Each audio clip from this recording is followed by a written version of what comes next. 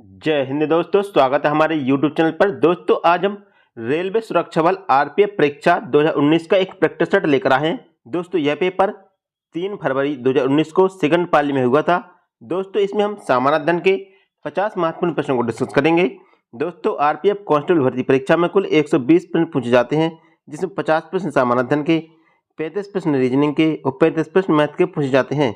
दोस्तों इसमें हम सामान्य अध्ययन के 50 महत्वपूर्ण प्रश्नों को डिस्कस करेंगे, जो आपकी आगामी परीक्षा 2024 के लिए अति महत्वपूर्ण होंगे। चलिए हम स्टार्ट करते हैं। हमारा पहला क्वेश्चन है, निम्न में से किस बाघ संरक्षित स्थल में सबरीमाला स्थित है? इसे पूछा गया कि किस बाघ संरक्षित स्थल में सबरीमाला स्थित है। तो सबरीमाला जो पेरियर बाघ संरक्षित क्षेत्र में सबरीमाला मंदिर स्थित है, तो इसका राइट आंसर ऑप्शन डी होगा। और पेरियर बाघ अभ्यारण्य जो ये पेरियर बाघ संरक्षित क्षेत्र जो ये केरल राज्य में है। कहाँ पर है? केरल राज्य में है। तो इसका राइट आंसर ऑप्शन डी होगा। हमारा अगला क्वेश्चन है, लीवर के संचालन के लिए बाह्य रूप से लगाया गया बल को क्या कहते हैं? इसे पूछा गया कि लीवर के संचालन के लिए बाह्य रूप से लगाए गए बल को क्या कहते हैं? तो बाह्य रूप से लगाए गए बल को प्रयास कहते हैं। क्या कहते हैं? प्रयास कहते हैं। तो इसका राइट आंसर ऑप्शन सी होगा। हमारा अगला क्वेश्चन है, हमारा अगला क्वेश्चन कहता है कि किसके कार्यकाल के दौरान कारखाना अधिनियम 1881 पारित हुआ था? इसमें पूछा गया कि कारखाना अधिनियम 1881 किसके कार्यकाल के दौरान पारित हुआ था? तो कारखाना अधिनियम 1881 लॉर्ड रिपन के शासनकाल में पारित हुआ था। कब? लॉर्ड रिपन के शासनकाल में पारित हुआ था। तो इसका राइट आंसर ऑप्शन बी होगा। हमारा अगला क्वेश्चन है, हमारा अगला क्वेश्चन कहता है कि भारतीय खेल प्राधिकरण SAI की स्थापना कब की गई? इसमें पूछा गया कि भारतीय खेल प्राधिकरण की स्थापना कब की गई थी? तो भारतीय खेल प्राधिकरण की स्थापना 1884 ईस्वी में की गई थी। तो इसका राइट आंसर ऑप्शन डी होगा। हमारा अगला क्वेश्चन है, मसाई जनजाति निम्न में से किस देश में निवासी है? इसे पूछा गया कि जो मसाई जनजाति है वो किस देश की निवासी है? तो मसाई जनजाति केन्या की निवासी है। किसकी है? केन्या की निवासी है। तो इसका राइट आंसर ऑप्शन डी होगा। हमारा अगला क्वेश्चन है, हमारा अगला क्वेश्चन कहता है कि कौन रेगुलेटर ऑफ इंडिया प्रेस के रूप में जाना जाता है? या इसमें पूछा गया कि प्रेस मुक्तिदाता के रूप में किसे जाना जाता है? तो चार्ल्स मेटाकाफ को प्रेस मुक्तिदाता के रूप में जाना जाता है। तो इसका राइट आंसर ऑप्शन सी होगा।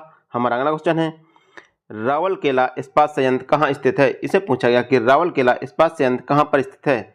तो रावलकेला इस्पात संयंत्र उड़ीसा राज्य में स्थित है। तो इसका राइट आंसर ऑप्शन सी होगा। हमारा अगला क्वेश्चन है, हमारा अगला क्वेश्चन कहता है कि शब्द पद सर्विस निम्न में से किस खेल से संबंधित है? इसे पूछा गया कि सर्विस है जो निम्न में से किस खेल से संबंधित है? तो सर्विस शब्द है जो वॉलीबॉल से संबंधित है। किससे? वॉलीबॉल से संबंधित है। तो इसका राइट आंसर ऑप्शन डी होगा। हमारा अगला क्वेश्चन है, हिमालय फ्रंट फॉल्ट शिवालिक को से अलग करता है। इसे पूछा गया कि हिमालय फ्रंट फॉल्ट है जो शिवालिक को किससे अलग करता है? तो शिवालिक को भारत के ग्रेट मैदान से अलग करता है। किससे अलग करता है? भारत के ग्रेट मैदान से अलग करता है। तो इसका राइट आंसर ऑप्शन डी होगा। हमारा अगला क्वेश्चन है, ठोस कोण की इकाई क्या है? इसे पूछा गया कि ठोस कोण की इकाई क्या है? तो ठोस कोण की इकाई स्टेरेडियन है। क्या है? स्टेरेडियन है। तो इसका राइट आंसर ऑप्शन सी होगा। हमारा अगला क्वेश्चन है, हमारा अगला क्वेश्चन कहता है कि ए बैच ऑफ ओल्ड लेटर का संपादन और प्रकाशन किसने किया था? इसे पूछा गया कि ए बैच ऑफ ओल्ड लेटर का संपादन और प्रकाशन किसके द्वारा किया गया था? तो इसका संपादन जवाहरलाल नेहरू के द्वारा किया गया था। तो इसका राइट आंसर ऑप्शन डी होगा। हमारा अगला क्वेश्चन है, विश्व खुशहाली रिपोर्ट 2018 में निम्न में से कौन सा देश प्रथम रैंक पर है? इसे पूछा गया कि विश्व खुशहाली रिपोर्ट 2018 में निम्न में से कौन सा देश प्रथम रैंक पर है? तो प्रथम रैंक पर फिनलैंड है। कौन सा देश है? फिनलैंड है। विश्व खुशहाली रिपोर्ट 2018 के अनुसार प्रथम रैंक पर फिनलैंड देश है। कौन सा? फिनलैंड देश है। तो इसका राइट आंसर ऑप्शन ए होगा। दोस्तों यह करंट का क्वेश्चन है और करंट के कम से कम 8 से 10 क्वेश्चन पूछे जाते हैं, तो करंट की अच्छे से तैयारी करनी होगी। चलिए हमारा अगला क्वेश्चन है, हमारा अगला क्वेश्चन कहता है कि एरिन्स किसे कहा जाता है? इसे पूछा गया कि एरिन्स किसे कहा जाता है? तो एरिन्स एरोमेटिक हाइड्रोकार्बन को कहते हैं। किसो? एरोमेटिक हाइड्रोकार्बन को एरिन्स कहते हैं। तो इसका राइट आंसर ऑप्शन ए होगा। हमारा अगला क्वेश्चन है, भारत के संविधान में अनुसूचियों की संख्या कितनी है? इसे पूछा गया कि भारत के संविधान में अनुसूचियों की संख्या कितनी है? तो भारत के संविधान में 12 अनुसूची हैं। कितनी? 12 अनुसूची हैं।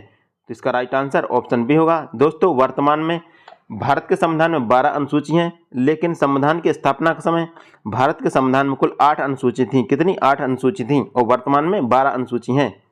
हमारा अगला क्वेश्चन है, मंगल और बृहस्पति के बीच सूर्य की परिक्रमा करने वाले खगोलीय पिंडों को क्या कहते हैं। इसे पूछा गया कि मंगल और बृहस्पति ग्रहों के बीच सूर्य की परिक्रमा करने वाले खगोलीय पिंडों को क्या कहते हैं। तो खगोलीय पिंडों को क्षुद्र ग्रह कहते हैं। क्या कहते हैं? क्षुद्र ग्रह कहते हैं। दोस्तों, क्षुद्र ग्रह मंगल और बृहस्पति की कक्षाओं के बीच पाए जाते हैं।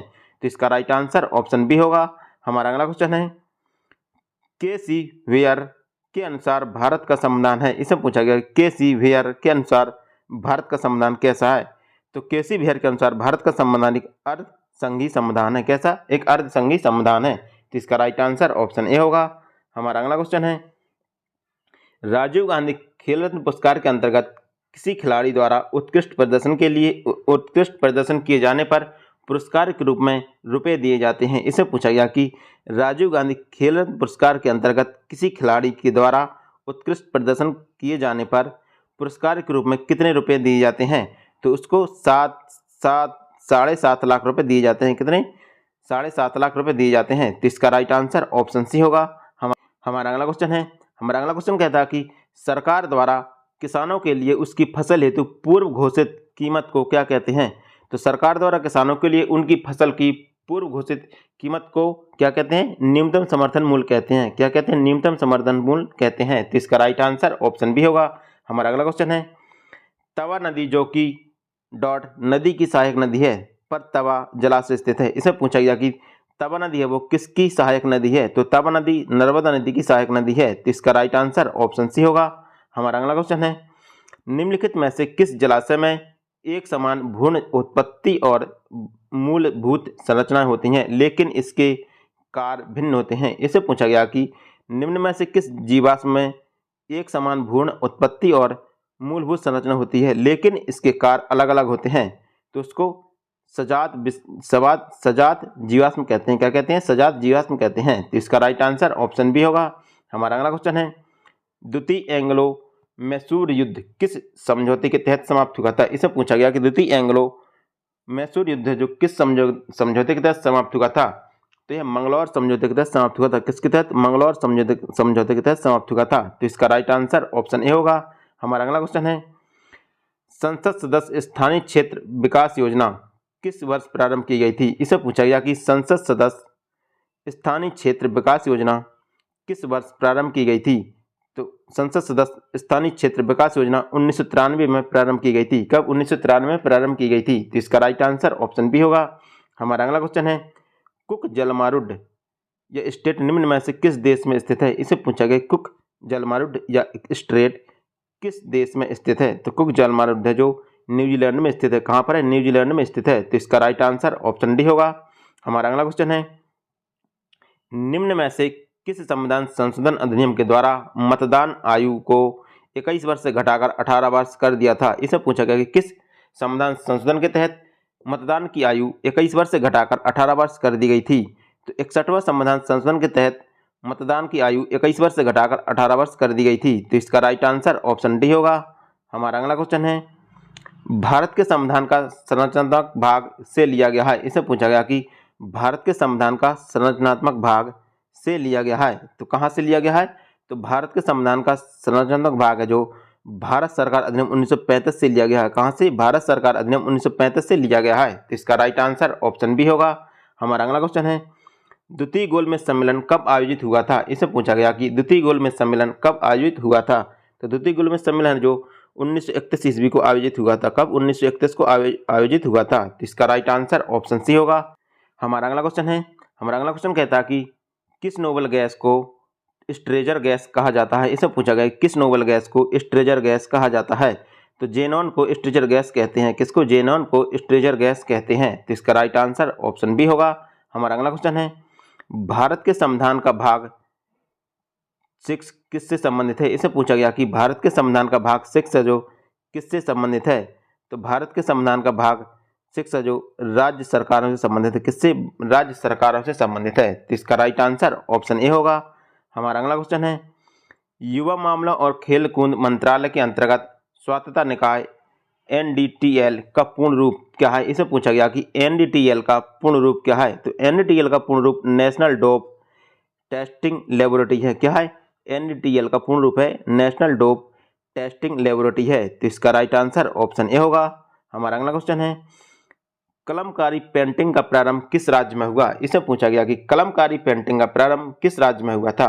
तो कलमकारी पेंटिंग का प्रारंभ आंध्र प्रदेश में हुआ था। कहाँ पर? आंध्र प्रदेश में हुआ था। तो इसका राइट आंसर ऑप्शन डी होगा। हमारा अगला क्वेश्चन है, कौन सा संशोधन अधिनियम भारत का लघु संविधान कहा जाता है? इसे पूछा गया कि कौन सा संशोधन अधिनियम है जो भारत का लघु संविधान कहा जाता है? तो 42वां संविधान संशोधन 1976 भारत का लघु संविधान कहलाता है। इसका राइट आंसर ऑप्शन ए होगा। हमारा अगला क्वेश्चन है, दक्षिण अफ्रीका का वह क्रिकेट खिलाड़ी कौन था जिसने मई 2018 में अपनी सेवानिवृत्ति की घोषणा की थी? इसे पूछा गया कि दक्षिण अफ्रीका का वह क्रिकेट खिलाड़ी कौन सा था जिसने मई 2018 में अपनी सेवानिवृत्ति या संन्यास लेने की घोषणा की थी? तो कौन था? यह था ए.बी. डिविलियर्स। ए.बी. डिविलियर्स ने मई 2018 में अपनी सेवानिवृत्ति की घोषणा की थी। तो इसका राइट आंसर ऑप्शन डी होगा। हमारा अगला क्वेश्चन है, फुटबॉल मैच की अवधि जिसमें अतिरिक्त समय को नहीं गिना गया है कितनी होती है? इसमें पूछा गया कि फुटबॉल मैच की अवधि जिसमें अतिरिक्त समय को नहीं गिना गया है और कितनी है? तो फुटबॉल मैच की अवधि 90 मिनट है। कितनी? 90 मिनट है, जिसमें अतिरिक्त समय को नहीं गिना जाता है। तो इसका राइट आंसर ऑप्शन डी होगा। हमारा अगला क्वेश्चन है, संसद के सदन पर निम्न में से कौन सरकार की नीतियों की घोषणा करता है? इसे पूछा गया कि संसद के सदन पर निम्न में से कौन सरकार की नीतियों की घोषणा करता है? तो कौन करता है नीतियों की घोषणा? प्रधानमंत्री नीतियों की घोषणा करता है। तो इसका राइट आंसर ऑप्शन डी होगा।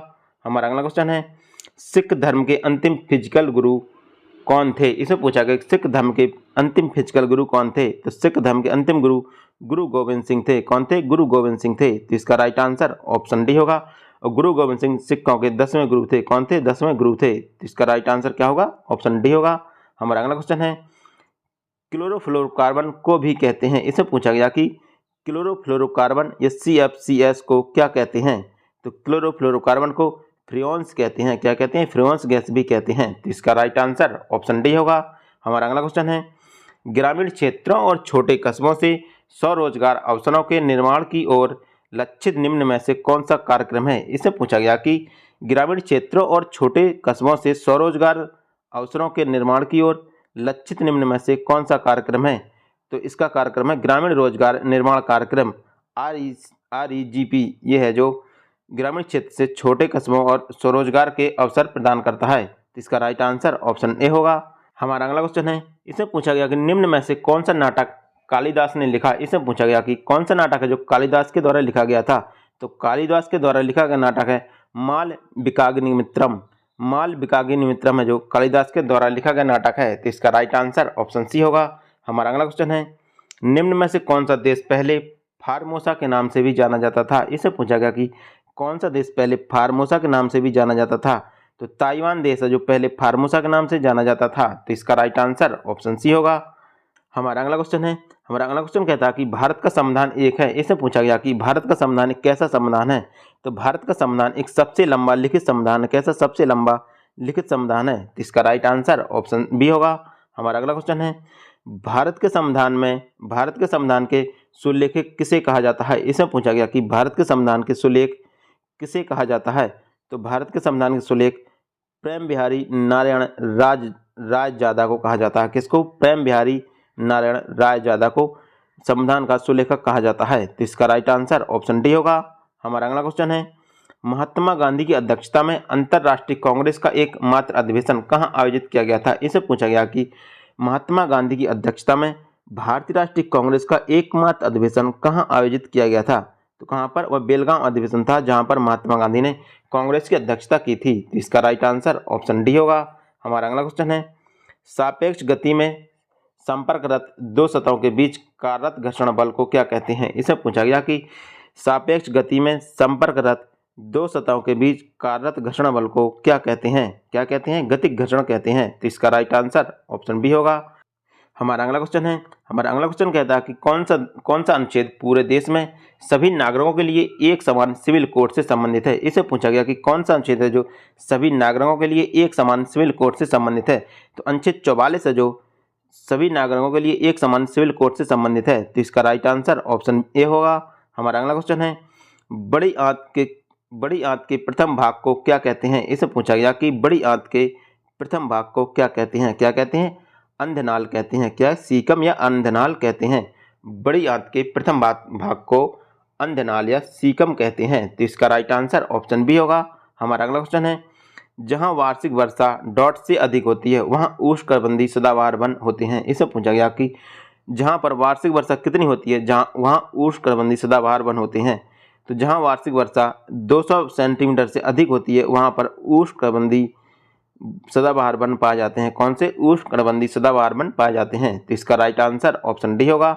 हमारा अगला क्वेश्चन है, भारत के किस राज्य में राष्ट्रीय उद्यानों की सर्वाधिक संख्या है। इसे पूछा गया कि भारत के किस राज्य में राष्ट्रीय उद्यानों की सर्वाधिक संख्या है। तो मध्य प्रदेश में राष्ट्रीय उद्यानों की सर्वाधिक संख्या है। तो इसका राइट आंसर ऑप्शन ए होगा। हमारा अगला क्वेश्चन है, भारत के निम्न में से किस राज्य में ग्रीष्म और शीतकालीन राजधानी है। इसे पूछा गया कि भारत के किस राज्य में ग्रीष्म और शीतकालीन राजधानी है। तो जम्मू कश्मीर में ग्रीष्म और शीतकालीन राजधानी है। तो इसका राइट आंसर ऑप्शन बी होगा। हमारा अगला क्वेश्चन है, प्रतिरक्षा विज्ञान के जनक कौन है। इसे पूछा गया कि प्रतिरक्षा विज्ञान के जनक कौन है। तो प्रतिरक्षा विज्ञान के जनक एडवर्ड जेनर है। कौन है, एडवर्ड जेनर है। तो इसका राइट आंसर ऑप्शन ए होगा। हमारा अगला क्वेश्चन है, इंटरनेट कैफे, एटीएम बूथ और कॉल सेंटर किसके उदाहरण हैं। इसे पूछा गया कि इंटरनेट कैफे और एटीएम बूथ और कॉल सेंटर है जो किसके उदाहरण हैं। ये किसके उदाहरण है, ये तृतीयक सेक्टर के उदाहरण हैं। इंटरनेट कैफे, एटीएम बूथ और कॉल सेंटर हैं जो तृतीयक सेक्टर के उदाहरण हैं। तो इसका राइट आंसर ऑप्शन ए होगा।